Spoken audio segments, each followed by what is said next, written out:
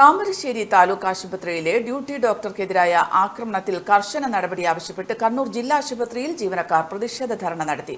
ആശുപത്രി deputy superintendent doctor Griffin Surendran, ഡോക്ടർമാരായ OT. Rajesh, Ajith Kumar, AP. Sajeendran, staff council joint സെക്രട്ടറിമാരായ അജയകുമാർ കരിവള്ളൂർ, കെ.സി. സെമലി, ഷീജ പീതാംബരൻ തുടങ്ങിയവർ സംസാരിച്ചു.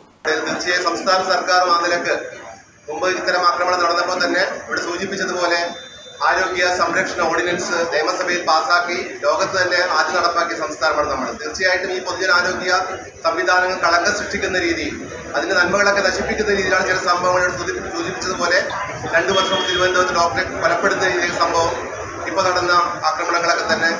മുമ്പ് നമുക്കറിയാം ലഹരിയൊക്കെ ഉപയോഗിച്ചാണ് ആ പ്രതി കൊലപ്പെടുത്തിയെങ്കിൽ ഡോക്ടറെ കൊലപ്പെടുത്തി ഇന്ന് അദ്ദേഹം ഒരു മാനസിക വിഭ്രാന്തി സൃഷ്ടിച്ചുകൊണ്ട് അതിൻ്റെ ഒരു മറവിൽ വളരെ ബോധപൂർവ്വം ആസൂത്രണം ചെയ്ത് തിരക്കഥയുടെ അടിസ്ഥാനത്തിലാണ് ഡോക്ടർ വിപിനെ ആക്രമിച്ച സംഭവം നമ്മളൊക്കെ പത്രമാധ്യമം കണ്ടു കഴിഞ്ഞു. സംസ്ഥാന വ്യാപകമായി ഇതിന്റെ കക്ഷി രാഷ്ട്രീയത്തിന് അതീതമായി ഡോക്ടർമാരുടെ സംഘടനകളും എല്ലാ ജീവനക്കാരും ഇതിന്റെ കൂടെ ചേർന്നിരിക്കുകയാണ്. Midco, the net software park, Thana, Kannur.